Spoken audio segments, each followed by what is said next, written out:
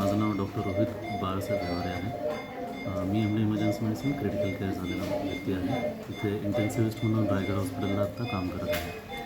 तर हे जे पेशंट आहेत बंडू पेरणे नावाचे, हे आपल्याकडे आले होते 21 जुलैच्या दिवशी आणि आले होते पेशंट. त्यावेळेस त्यांची कंडिशन खूपच धोकादायक होती आणि ऑल्टर्ड मेंटल स्टेटस ही एक स्टेट असते, त्या स्टेटमध्ये पेशंट आपल्याकडे आला होता. पेशंटचा GCS स्कोअरसुद्धा बघितलं तर खूप खाली होता. तर मग आपण पेशंटला सर्वात पहिले CT स्कॅन वगैरे करून घेतला. तर CT स्कॅन केल्यानंतर आम्हाला कळालं की पेशंटला बराच मोठा राईट साईडला ब्लीड झालेला आहे. तर दुसऱ्या दिवशी म्हणजे पेशंटच्या ॲडमिशनच्या दुसऱ्या दिवशी आपल्याला पेशंटला इंटुबेट करून व्हेंटिलेटरवरती घ्यावं लागलेलं आहे.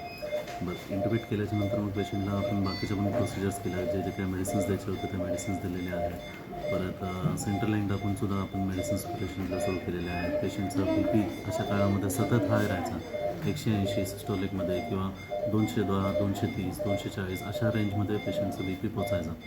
तर मग या कंडिशनमधून आम्ही पेशंटला मग मेडिसिन्स वगैरे देऊन सगळं देत पेशंटचा BP नॉर्मलाईज करायचा प्रयत्न केला. सुरुवातीचे 3 ते 4 दिवसानंतर आपण पेशंटला एक्स्टुबेट केलेला आहे, म्हणजे व्हेंटिलेटरवरून बाहेर काढलेला आहे.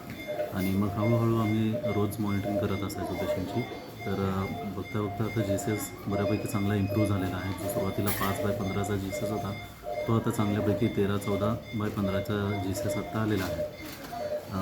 पेशंटचे मग हळूहळू आम्ही सगळे लाईन्स वगैरे काढले, सगळे डिस्कनेक्ट वगैरे केले आणि रोज आम्ही त्यांचा, रोज नाही दर ऑल्टरनेट डेला आम्ही त्यांचा CT स्कॅन करून मॉनिटर करत होतो की पेशंटचा ब्लीड कसा आहे कसा नाही. बऱ्याच वेळा आम्हाला डाऊट असा होता की पेशंटला ऑपरेटिव्ह करायची गरज पडू शकते, पण ते न करता आम्ही पेशंटला कन्झर्वेटिव्हलीच मॅनेज केलेलं आहे. आणि आज पेशंटची कंडिशन बघितलं तर तुमच्या डोळ्यासमोरच आहे. खूप चांगला पेशंट रिकव्हरी झालेली आहे पेशंटची. आणि आज पेशंटला आम्ही घरी पाठवण्याच्या तयारीत आहोत. तर पेशंटचा डिस्चार्ज होत आहे आत्ता सध्या आणि इथे रायगड हॉस्पिटलमध्ये राहून आम्ही पेशंटला खूप चांगलं मॅनेज केलेलं आहे. पेशंट तुमच्या डोळ्यासमोर आहे. नमस्कार, मी doctor Amol Satav, deputy medical superintendent of Raigad hospital. आमच्याकडे बंडू पेरणे नावाचा पेशंट, हा अर्धांगवायूचा झटका आलेला पेशंट, हा इमर्जन्सी विभागामध्ये येऊन ॲडमिट झाला होता.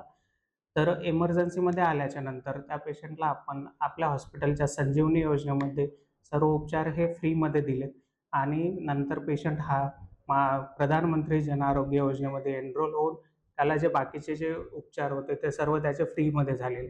जेव्हा पेशंट आपल्याकडे ॲडमिट झाला होता त्यावेळेस पेशंटला डाव्या हाताची आणि पायाची ताकद पूर्णपणे गेलेली होती आणि जेव्हा आपण पेशंट काल डिस्चार्ज केला त्यावेळेस त्या पेशंटच्या हाताची आणि पायाची ताकद पूर्णपणे वापस आलेली आहे. आता पेशंट स्वतः आपल्या हाताने जेवण करतो, आपण स्वतःच्या हाताने पाणी पितो.